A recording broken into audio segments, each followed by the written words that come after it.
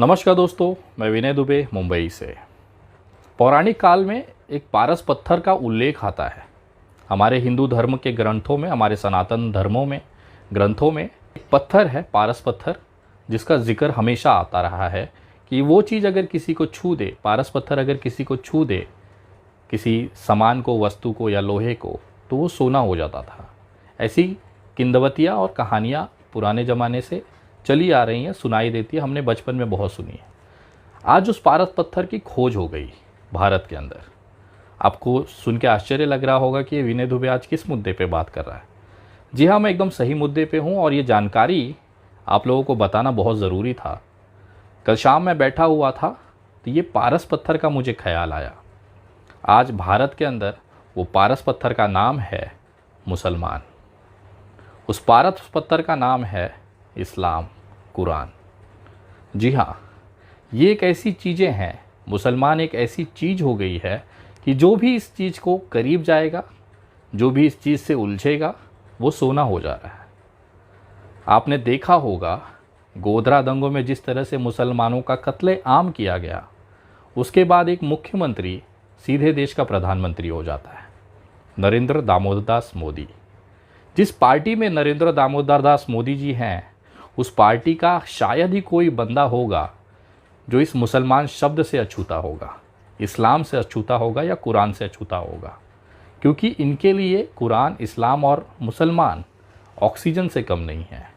जिस तरह से हम ऑक्सीजन अंदर लेते हैं तो हम जिंदा रहते हैं, उसी तरह से देश में एक बड़ा तबका है जो बिना मुसलमानों के नाम लिए ज़िंदा रह ही नहीं सकता।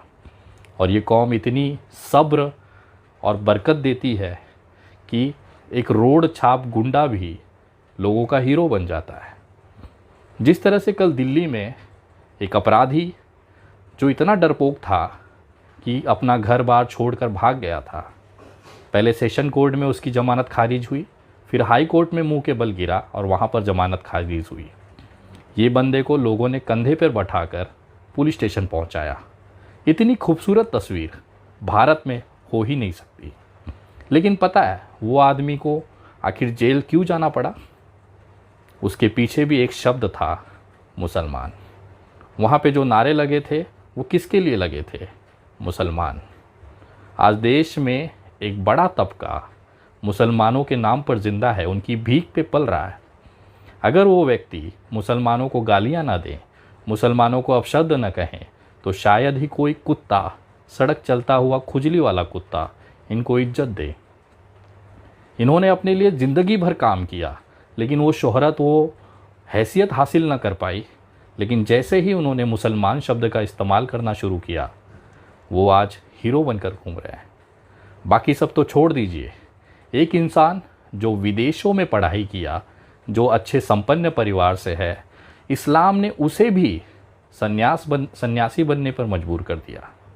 मैं बात कर रहा हूँ गाज़ियाबाद के उस दलाल, उस असामाजिक तत्व यति नरसिंहानंद सरस्वती की। ये व्यक्ति खुद कबूल कर रहा है कि केवल इस्लाम और मुसलमान के खातिर ये बंदा सन्यासी बन गया। सुनिए जरा।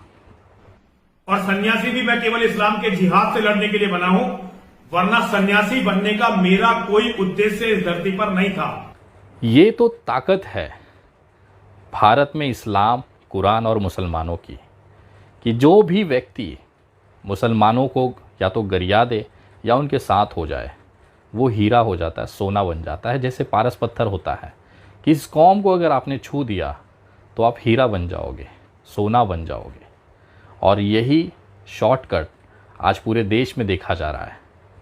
चूड़ी वाले के साथ मारपीट होना, चाहे कचरे वाले के साथ मारपीट होना, चाहे पानी पूरी वाले के साथ मारपीट होना, चाहे एक मसाला डोसा बनाने वाले दुकान पे एक छोटा सा कारीगर, सोचिए एक छोटा सा कारीगर जिसकी 150, 200, 400 रुपए की दिन की कमाई होती है, वो मुसलमान होने के नाते एक ग्रुप को लगातार मीडिया में चर्चा में बना देता है।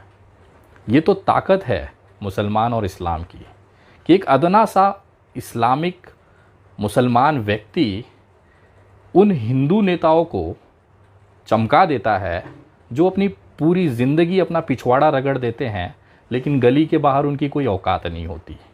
लेकिन जैसे ही वो किसी मुसलमान को छू देते हैं, वो राष्ट्रीय चेहरा बन जाते हैं, हीरो बन जाते हैं। दिल्ली में जिस तरह से कल एक अपराधी को कंधे पे बिठा के घुमाया गया, वो कहीं ना कहीं उसके पीछे एक मुसलमान का ही हाथ है।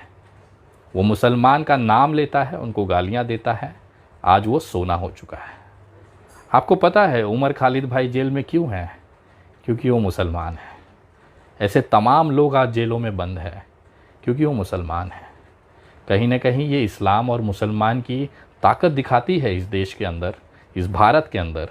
उनकी सुंदरता और उनकी सब्र दिखाती है। कितना सब झेलने के बाद भी ये कौम कभी शिकायत नहीं करती है, क्योंकि इनके कुरान में लिखा है कि सब्र रखिए, ऊपर वाला फैसला करेगा।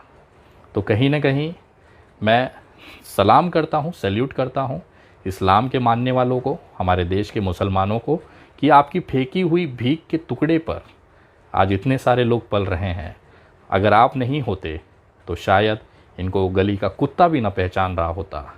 एक अदना सा ठेले वाला, एक अदना सा पानी पूरी वाला भी कुछ लोगों को चमका कर हीरा बना देता है, सोना बना देता है।